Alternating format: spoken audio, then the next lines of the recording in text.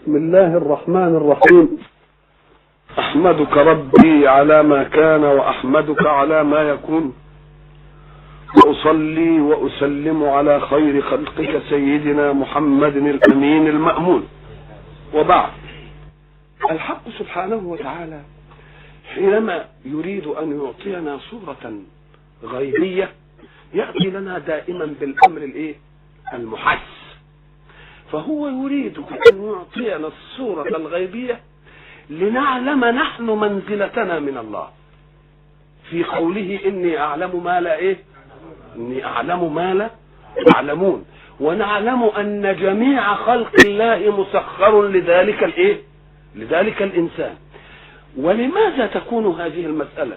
لأن الإنسان هو العنصر المختار في الكون، فإذا علم أن الله ميزه واصطفاه على سائر الخلق، حين يأمره بأن يعبده وأن يطيعه وأن يوحده، يبقى الله مستحق لذلك بمقدمات الحيثيات أم غير مستحق.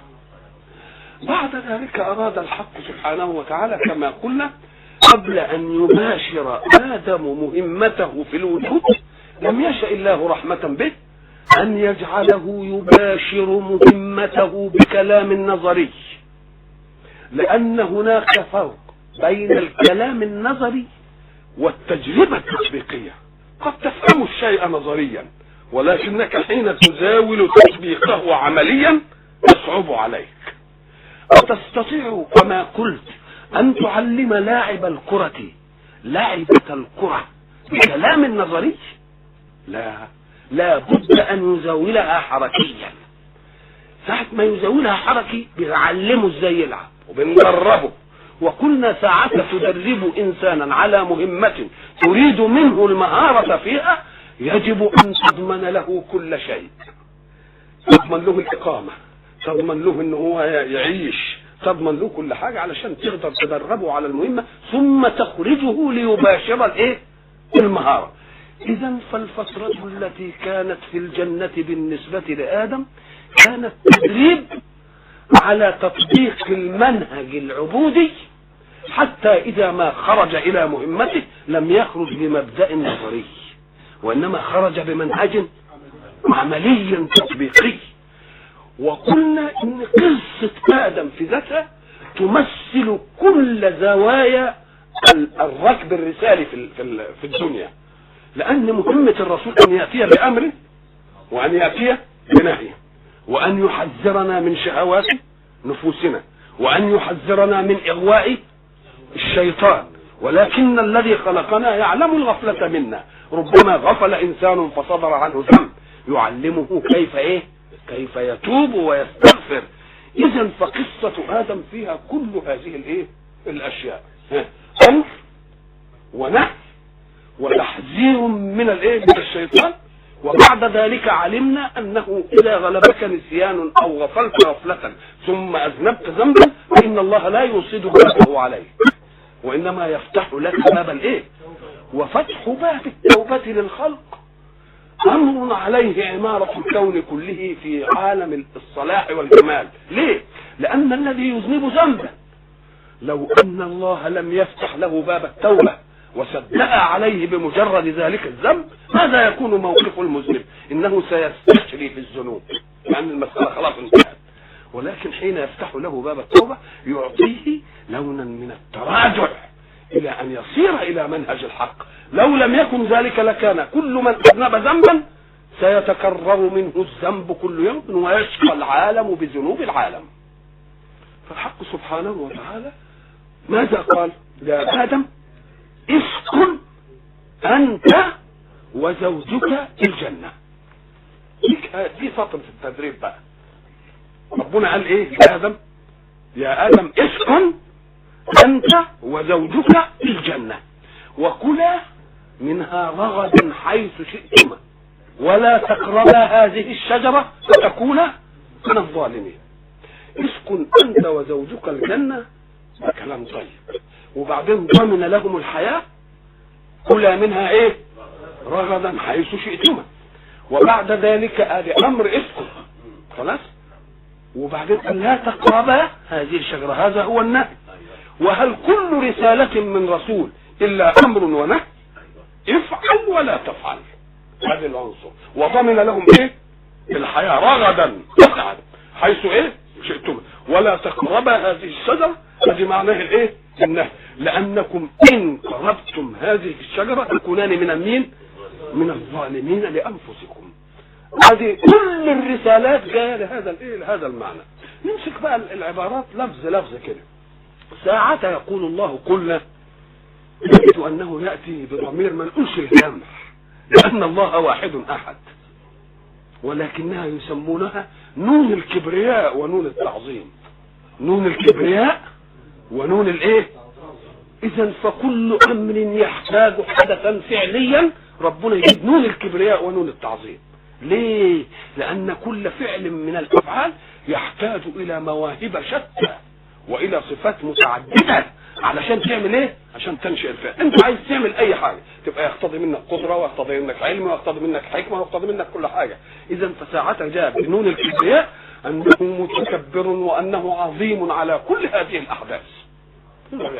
لكنه اذا تكلم عن شهاده التوحيد يقول ايه؟ انني انا الله، ما يقولش اننا نحن الله.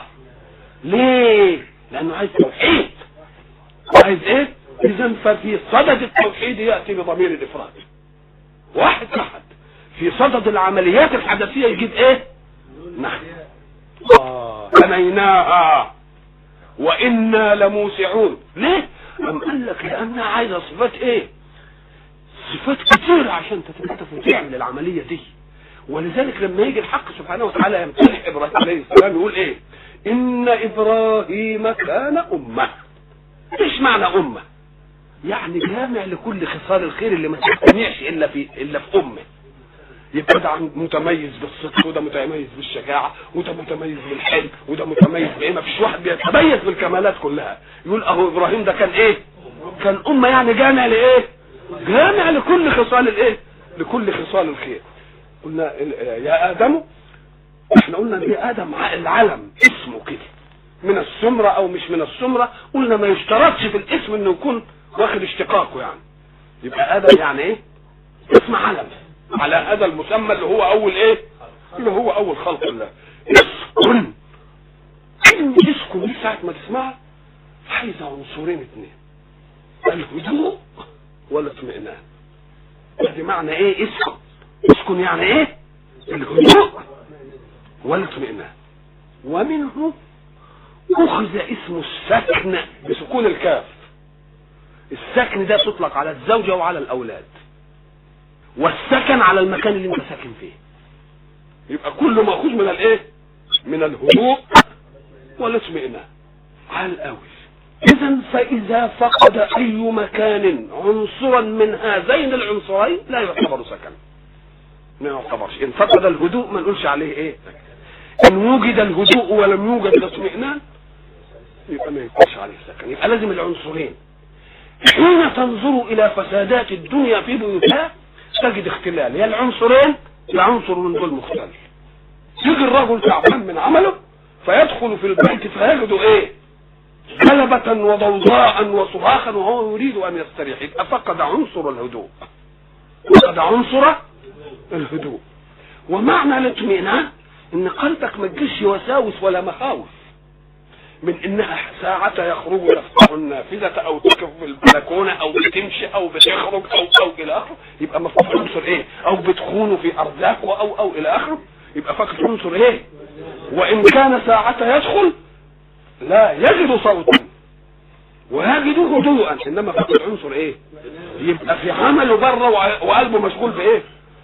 بالداخل بالبيت. يا ترى بتعمل ايه؟ يا ترى الاولاد عملوا ايه؟ يا ترى مش عارف ايه؟ يا ترى شغلانه. يبقى اذا عشان يبقى سكن يبقى لازم ايه؟ عنصرين اثنين، الهدوء والاطمئنان. ويطلق على الزوجة سكن بسكون الكاف، وعلى الاولاد وعلى المكان سكن. ويطلق السكن على الرحمة والبركة، لان برضه الهدوء يجيب رحمة وايه؟ ويجيب بركة برضه. وصل عليهم ان صلاتك سكن لهم، يعني راحة وايه؟ اذا فكلمة تسكن دي بتديني دستور اجتماعي عشان البيوت. يا من تريد بيتا سعيدا مستقرا لا صخب فيه ولا لغب، خلاص، ولا جلبة ولا قلق ولا فزع، حقق الايه العنصرين اللي هي الهدوء والاطمئنان. ولذلك العربية لما نصحت البنت من دي قالت لها ايه؟ والتعهد لوقت طعامه والهدوء عند منامه، ما يعملوش دوشه. قال له اسكن، وما دام هيسكن بقى في الجنه اسكن انت وزوجك. كان من الممكن يقول له اسكن وزوجك، لان ما دام انتوا عارفين ان فاعل فعل الامر دائما مستقر ولا لا؟ انتوا بتشوفوا فيها فاعل فعل امر يبقى ظاهر، انما هو قال انت اسكن انت. اوعى تفتكر ان انت دي هي فاعل اسكن، لا ده ضمير جه علشان يفصل بين ايه؟ لا عشان يفصل بين اسكن وبين ايه وزوجك، لانه ما يعطيكش اسم على فعل. اسكن انت وزوجك. لاحظ هنا ملاحظة اخرى، ان كلمة زوج دي احنا قلنا انها ايه؟ الفرد ومعه مثله، الفرد ومعه ايه؟ مثله. ولذلك ما جابش تاء التانيث، ما قالش اسكن انت وزوجتك. ليه؟ لان الامر التكليفي من الله سواء فيه الذكر والانثى، الاثنين مش ذكر. من عمل صالحا من ايه؟ من ذكر او ايه؟ او انثى، مش كده؟ ولا تتمنوا ما فضل الله به بعضكم على ايه؟ على بعض. للرجال نصيب ما اكتسبوا وللنساء نصيب، اذا فهم متساويين في الحته دي. ان كان هناك اختلاف فاختلاف في الوظائف النوعيه للنوع لا للجنس. اسكن انت وايه؟ وزوجك. حل قوي. الجنه، اسكن انت وزوجك الجنه. الجنه دي بعض الناس ذهب الى انها الجنه جنه الجزاء. ولذلك انا قلت مره انكم تظلمون اباكم ادم في انكم كنتم لولا معصيته لكنتم ساكنين في ايه؟ في الجنه. يا ناس ما تقولوش هذا الكلام. ومن العجيب اننا نجده في الكتب ونجد علماء بيقولوه. نقول له يا شيخ هي الجنه، بل البلاغ الاول عن ادم اني جاعل في الارض خليفه. البلاغ اني جاعل في الارض، يبقى هتجيب سيره الجنه ليه؟ ده الجنه دي احنا قلنا طب ما هو قايل مثلا ان زي ما قال ان اصحاب الجنه اليوم في شغل ايه فاكهون ويقصدوا جنه الاخره. قال انا بلوناهم كما بلونا اصحاب الايه اذ اقسموا لا يصرمنها مصبحين ولا يستثنون. يبقى جنه في الدنيا، مش كده ولا لا؟ كلتا الجنتين اتت اكلها ولم تظلم منه ايه شيئا. الله تحتم ان تكون له جنه ايه من نخيل وجنه بربوه.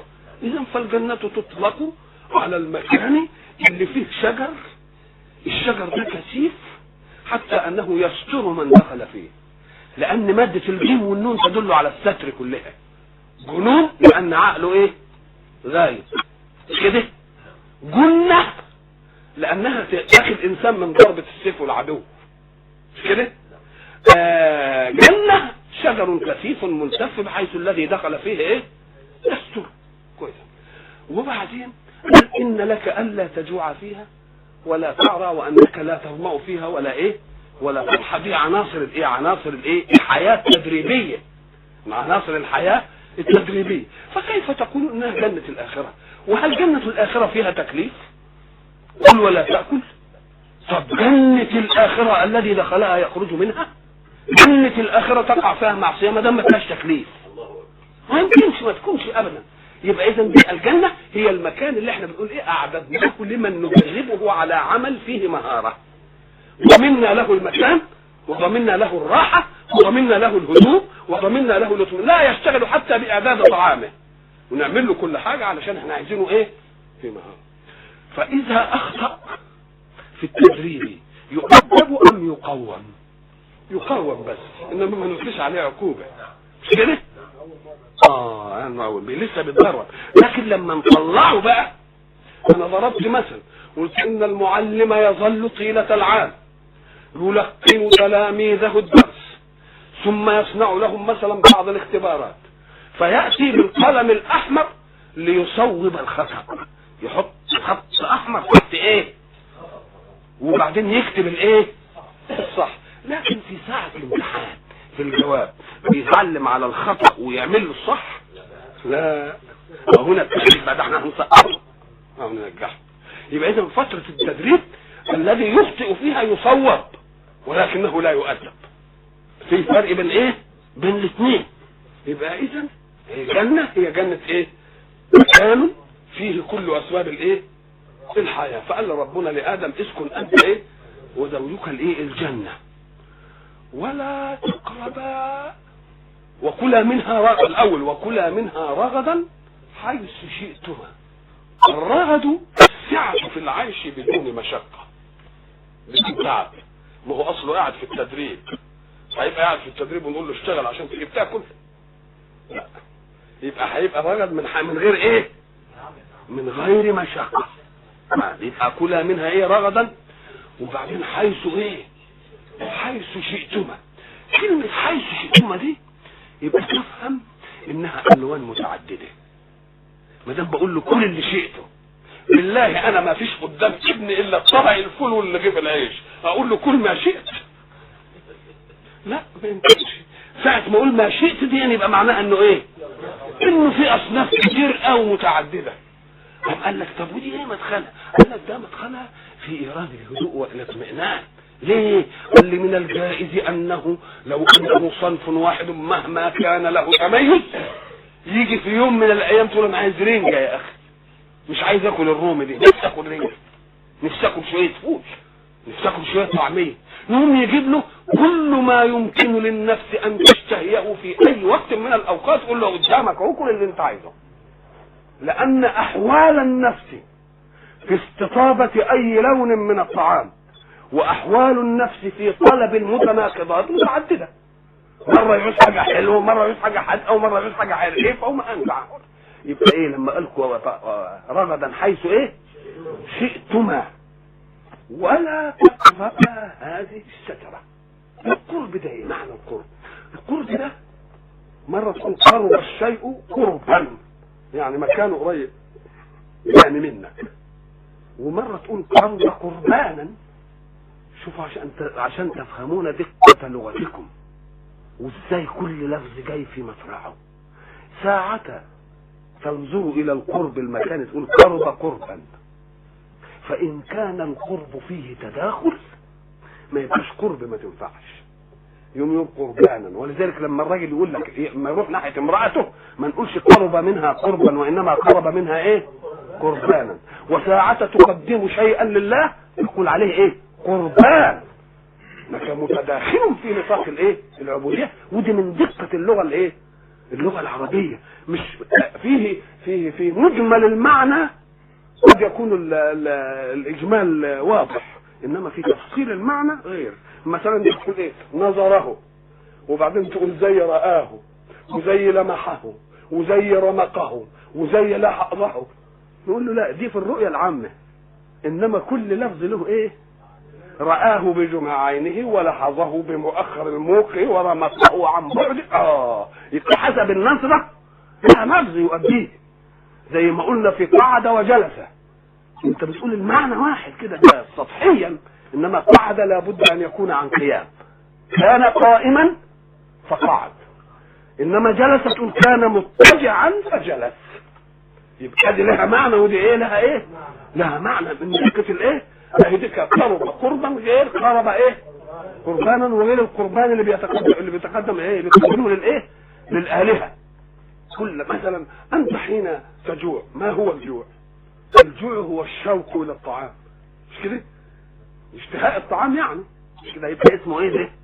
جوع. طب وين اشتقت للميه؟ يبقى اسمه عطش. شوف دي خدت لفظ ثاني اهو. يبقى الجوع اشتياق الى مين؟ طعام عاد. والاشتياق للماء عطش. طبعا او اشتياق للبن بالخصوص يقول لك عيمان، عايز لبن يعني. ما يقول اسمع كلمه عيمان كده يعني عايز اشرب ايه؟ لبن. افرض انك انت عايز تاكل لحم، مشوق للحم، تقول هذا قرب. قرب يعني ايه؟ عايز ايه؟ مشوق لايه؟ للحم. مشوق للجنس، للمرأة تروح له، يقول لك هذا شبق. يبقى كل لفظ له ايه؟ كل لفظ له ايه؟ له معنى علشان يؤديه، مما يدل على دقة اللغة في الايه؟ في الاداء. ولا تقربا هذه الشجرة. طيب كلمة تقربا هذه الشجرة، المنهي عنه القرب ام المنهي عنه الاكل؟ المنهي عنه هنا القرب، انما هناك فاكل منها يبقى قرب وزودها شويه وكل كمان. فلما ذاق الشجره، الله، يبقى لو على المنطق العادي يقول الله ايه؟ قال لا تقربها، مش كده؟ هذه الايه؟ الشجره. وبعدين قال فكلها ايه؟ تقول له ما هو ما دام كل يبقى القرب جه من باب اولى. خلاص؟ لو ان المراد النهي عن القرب فقط تقول فاقترب منها، فاقترب، انما هو المراد مين؟ الاكل. طب امال عدل ليه عن لا تاكله وجاب ايه؟ لا تقربه. قال لك ليه؟ لان النفس اذا حرم عليها شيء ولم تحم حوله كان ادعى الى انها ما تعملوش. انما اذا حم حوله كده يعني مثلا قال الخمر بلاش، وبعدين شاف الخماره وراح قاعد وقال بيسكرهم ومش عارف ايه، يمكن ده يغريك بايه؟ بانه يشرب. فقال في المحرمات لا تقربها، يعني ما تحومش حولها. ليه؟ لانها لما تكون غايبه عنك ممكن ما تجيش فيه. ولإيه؟ ألا وإن لكل ملك حما وأن حمى الله محارمه ومن حام حول الحمى يوشك أن يواقعه. قال لا تقرب، يعني علشان ما تبقاش قدامك الشجرة كده وتشوف ايه يمكن تحدثك نفسك ايه؟ انك انت لا تقربها. يبقى المراد ايه؟ الاصل لا تأكلها، بدليل انه العقاب كان على الايه؟ على الاكل، فذاق مش عارف فلما ذاق الشجرة. يبقى اذا معنى ذلك نفهم ان كل شيء حرمه الله مش بس علشان اضمن لنفسي واستبرئ لعرض ما اعملوش، ولا اهوب ناحيه الحته اللي هو فيها، ولا اهوب ناحيه الحته اللي هو فيها، ما اقربهاش ابدا. ليه؟ علشان امنع نفسي حتى من ان ايه؟ تحدثني بانني ولذلك احنا قلنا في حلقه ان كان اناس كثيرين يقبلون على شرب الخمر لانه لم يرد في المحرمات. ما قالش حرمت الخمر زي ما قال حرمت الميتة والدم ما قالش. نقول له يا اخي افهم كويس، ده كلمة اجتنبوه اشد من التحريم، لان لو حرمها لحرم شربها، انما لما اقول اجتنبوه يعني ولا توجد معها في مكان ولا تبيعها ولا تشتريها ولا مش يبقى ايه اللي اقوى؟ اجتنبوه، ولا بدليل انه استعمل لفظ الاجتناب في قمة العقيدة. اجتنبوا الرجس من الاوثان، اجتنبوا يعني ما تشوفش حتى الصنم اللي بيعبدوه، مش ما تعبدوش بس ولا تشوفه ولا تقرب ناحيته. يبقى اذا كلمة ولا تقربها ايه؟ هذه الشجرة. انما الناس بقى يتعبوا نفسهم بقى، يا ترى هي شجرة ايه؟ هي سنبلة القمح؟ يا ترى هي شجرة الكرم؟ يا ترى هي شجرة الايه؟ التين؟ مثل التفاح؟ يتعبوا نفسهم في مسألة علم لا ينفع وجهل لا يضر. هل اذا كانت لونا من هذا او هذا او هذا يؤثر في كون الله قال لا تقرب؟ فمعنى لا تقربه انه كمان ما يعرفش هي اسمها ايه ولا يشوفها شكلها حتى. يبقى بيتعبوا نفسهم في اشياء لو ان الله يريد ان يعلمنا بها ايه؟ ان يعلمنا كان يقولها. انت بتتعب نفسك في حاجه ليه كده ملهاش ايه؟ يبقى سواء ايه شجره، المهم انها رمزيه منهي عنه. المهم في الشجره انها ايه؟ رمزيه لامر منهي، وما دام منهي عنه يبقى من ايه؟ من جسمه. فلما ذاق الشجره، كلمه شجره دي لازم يعني نعرفها كده ايا كانت بقى، القمح التين الكرم ايا كانت. كلمه شجره انت تسمعوا كده لما حينما نقول تشاجر فلان وفلان، معنى تشاجر فلان فلان مش اشتبكوا؟ هي سميت شجره لانها اغصانها تشتبك مع غيرها، يروحوا داخلين كده ببعض كده. شجره لان فيها ايه؟ فيها اشتباك، فيها ايه؟ اشتباك. ولذلك دلوقتي في المساحات البعديه في علم مثلا النبات يقول لك ان الشجره دي تحتاج الى محيط قد كده، فلما يجي يزرع يعمل حسابه في نهايه نضجها تعود قد ايه؟ علشان ايه؟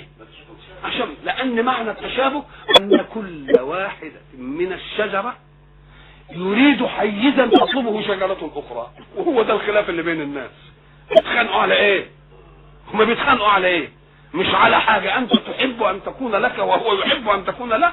كذلك الاشتغال في الشجرة، عايز الجو ده، انا عايزه كذا قطر، والثانيه تقول انا عايزه كذا قطر، يبقوا لازم يركبوا على بعض كده ولازم.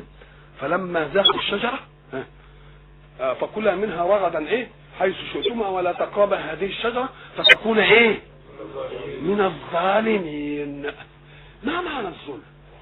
الظلم يطلق على الجور، زي الجور تمام. الظلم يعني مقابل الانصاف، والجور يقابل العدل. وقد يطلق الظلم ويراد به النقصان. تلك الجنتين آتت أكلها ايه ولم تظلم منه شيئا، يبقى نقصان. ما هو الظلم برضه نقصان، انك تظلم واحد بتاخد ايه. طب اشمعنى سمناه بناحية المسلوب ولم نسميه بناحية من اخذ فزاد؟ ما هو الظالم وما ايه، ظالم ومظلوم. المظلوم هناخد منه ايه، يبقى صحيح النقص انا هنا، انما ده زاد ولا لا؟ لان هو ده يعني غير حق. لانه اتخذ منه ايه، فسمناه ايه ظلم، عشان يستشعر الانسان انه نقص دائما، وان اعتبره زيادة في ماله، لانه ينقص حظه عند الله، ينقص حظه عند الله. الظلم بقى انت هتظلمه مين؟ الظلم يقتضي ظالما ويقتضي مظلوما كده، ويقتضي موضوعا للظلم. ظلمتني في ايه وظلمتك في ايه؟ قال لك كل حق سواء كان حقا ماديا او حقا ايه معنويا، ولو ان تظلم نفسك، وذلك ابشع انواع الظلم. ابشع انواع الظلم ايه؟ ظلم النفس. ليه؟ لان نفسك دي كان المفروض انك انت ترعاها وتحقق لها ايه، انت تحقق لها مطالب عاجله، انما هتشقيها في الايه، في الاخره. ولذلك الحق سبحانه وتعالى لما يتعرض لهذه المساله يقول ايه؟ من عمل سوءا او يظلم نفسه، الذين اذا فعلوا فاحشه ايه ظلموا انفسهم. انا طب ما هي ظلم النفس هيبقى من الفحش؟ اما قال لك لا، ظلم النفس انك انت تبيع دينك لدنيا غيرك. ليتك بعت دينك لدنياك، يبقى اسمك حققت لنفسك شيء من النفع ولو عاجلا. انما تبيع دينك لدنيا غيرك تبقى انت ظلمت نفسك، لا خدت دنيا ولا خدت اخره. خلاص. الذين اذا فعلوا فاحشه ايه او ظلموا انفسهم ذكروا الله. يبقى اذا فعل الفاحشه انك انت تعمل حاجه نفسك يمكن تستفيد منها شهوه، تحقق لها شهوه، يبقى على الاقل لمستها شيء من النفع. خلاص. لكن الثاني ما لمسك شيء من النفع، بعت دينك بدنيا مين؟ شر الناس من باع ايه دينه بدنياه، وشر منه من باع دينه بدنيا غيره. لانه ظلم ايه؟ ظلم نفسه. وكأنه لا خصومة بين الله وبين خلقه، ما يستطيعش حد انه يظلم ربنا ابدا، انما احنا ظلمنا نظلم مين؟ ولكن الناس انفسهم يظلمون. ليه؟ لانه بينقصهم من النافع الباقي ويديلهم الزائد الفاحش. يبقى ايه؟ ولا تقرب هذه الشجرة فتكون ايه؟ من الظالمين. فأذلهما الشيطان عنها. طب أذلهما الشيطان عنها يقتضي أن الشيطان باشر مهمة. أذلهما الزلة العسرة الكبوة، مش كده؟ وفي قراءة أزالهما الشيطان عنها، مش ماشية برضه. أذلهما الشيطان عنها. طب هم ما كانوش، ألم يكن الله قد نصحهم بعداوة الشيطان؟ ما قال لهمش إنه عدو لك ولزوجك؟ طيب هب أن الله لم يقل، ألم يشهد الموقف الذي امتنع فيه إبليس من أن يسجد له؟ ألم تؤثر في نفسه قوله أنا خير منه؟ أسجد لمن خلقت طينا؟ كل ده كان يجب أنه ينبه في إيه؟ غريزة الاحتياط، إن ده واقف مني موقف كذا، ومع ذلك لم يتركه الله ليستنبط ورحمه وقال ايه؟ انه عدو لك ولزوجك فلا يخرجنكما من الجنة اياكما. يبقى اذا لم يكتفي الحق بالدلالات الطبيعية التي كان يجب ان يتنبه اليها ادم، بل وقال انه عدو لك ولايه ولزوجك فأذلهما الشيطان عنها فأخرجهما مما كان ايه فيه. أخرجهما مما كان فيه. هم كانوا في ايه؟ كلها منها رغدا، وقلنا الرغد ان حاجة عيش واسع بدون تعب.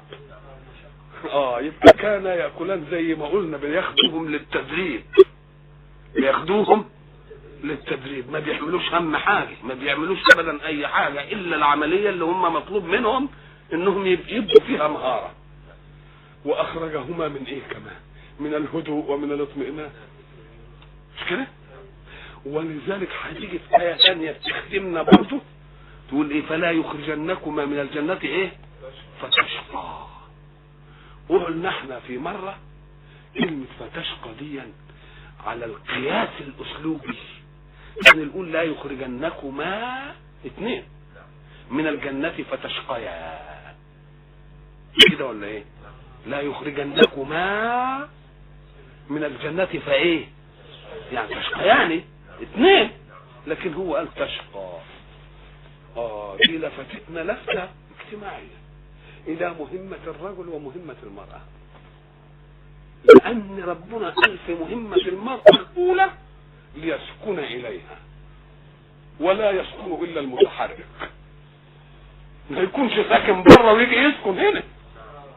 يعني يسكن يعني ان وجودها يقطع عليه الحركة الذهبية التعبية الكفاحية بره، يبقى هنا يجي يعمل ايه؟ يبقى ما يكونش عواطل بقى، يطلعش على القهوة برضه ساكن ما يتحركش في الحياة، وبعدين يجي يقول للمرأة سكن. وسكن من ايه؟ انت اتحركت في الحياة تعبت هديا للي ايه؟ للي تعب وجاي يسكن. وبعدين لما قال فتشقى دل على ان اصل الكفاح الخارجي انما يكون من نصيب الرجل، يكون من نصيب من؟ الرجل. يبقى العملية اللي انت بتشوفها بقى دي ان الرجل يكدح ويجي هنا ايه؟ يسكن، ويجي هنا ايه؟ يرتاح. يبقى اذا كل خروج عن النمط المأخوذ من الاسلوب والعدول عن اللفظ الضمير الاثنين الى ضمير الواحد يبقى ده بيديني قضية اجتماعية، ان مهمة الرجل ان هو اللي ايه؟ هو اللي يشقى، ومهمة المرأة انها تبقى ايه؟ سكن. والسكن اعداد المتحرك بالراحة ليتحرك ثانية، مش كده ولا ايه؟ ما هو احنا بنخليه يسكن ليه ويهدأ علشان يعمل ايه؟ يصبح مرتاح فيتحرك حركة ايه؟ حركة ثانية. انا مش عايزه سكن على طول، لا، ده انا السكن ده معناها اعطاء المتحرك قبل السكن، قبل ان يكون في السكن اعطاؤه ايه؟ فترة من الراحة. ليه؟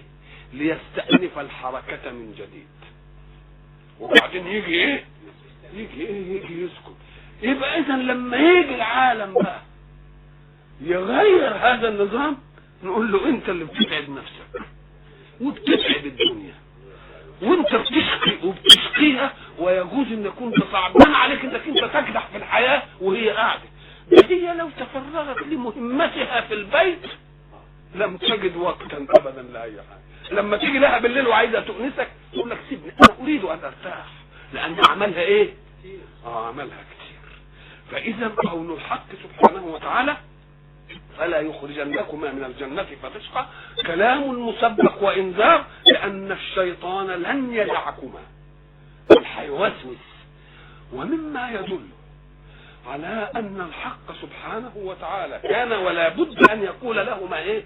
ذلك عشان يذكروا بالعداوة، حتى يتهم آدم إبليس في أي نصح ينصح به، لأنه ما يبقاش واقف مني هذا الموقف وقال أنا خير منه وبعدين يجي إيه؟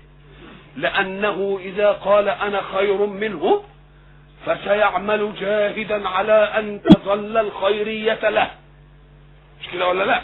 وما دام يعمل جاهدا على أن تظل الخيرية له لا يمكن أن ينصح إلا بشر.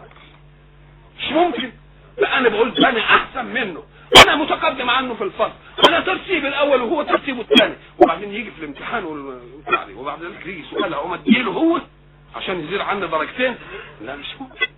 فكان يجب أن يتنبه آدم إلى أنه حين قال أنا خير منه أن يتهم كل توجيه نصح منه، يقول له لا رد على نفسك. وأيضا كان يجب عليه أن يعمل عقله. ليه؟ لأن إبليس لما امتنع عن السجود أخرجه الله من الجنة مذموما مدحورا، وآدم فضل فيه. فانظر إلى إنسان طرد من نعيم، انظر إلى نظرته إلى إنسان بقي في النعيم وطرده من النعيم بسبب من بقي في النعيم. كيف يكون الأمر؟ مسألة تيجي ازاي دي؟ يبقى لازم يتهم في كل قول ايه؟ كل يقول. ولذلك كان يجب على آدم، ربنا بيعلمنا بقى، يعلمنا أن نفطن إلى كل كلام يقال، وخاصة إذا كانت هناك شبهة ايه؟ شبهة عداوة. ولذلك مثلا لما يجوا المستشرقين يتكلموا كان يجب على اللي بيقروا للمستشرقين انهم يقولوا ده دول اعدائنا، خد كل كلامهم بالاحتياط. انما العجيب انك انت تلتفت تلاقي ناس برضه منا بيقروا لهم ويعجبون بآرائهم ويروجوها، وهم اللي يعملوها مدرسه، وهم اللي شو الخيانه قد ايه.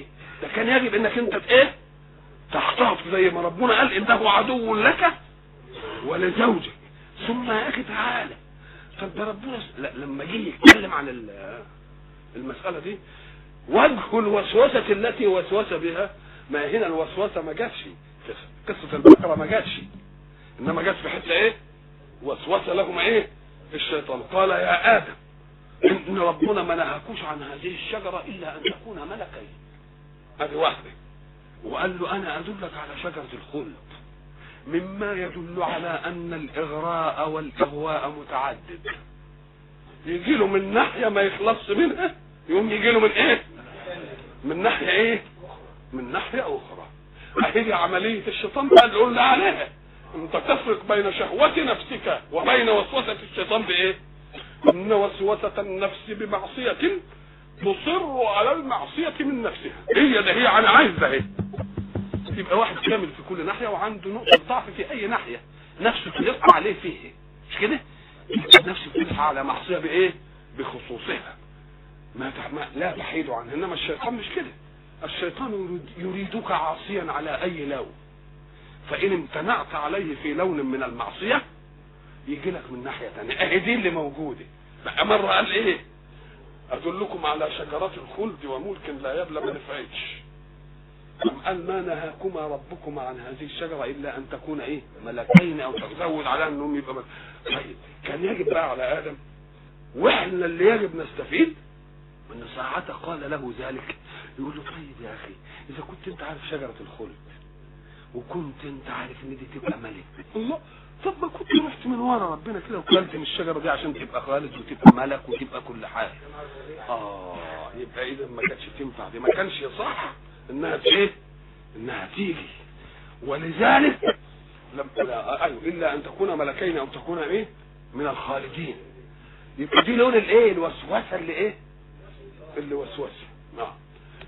هنا بقى احنا عايزين حته يعني ثانيه، ان الحق سبحانه وتعالى حينما عصى ابليس قال له اخرج منها ايه؟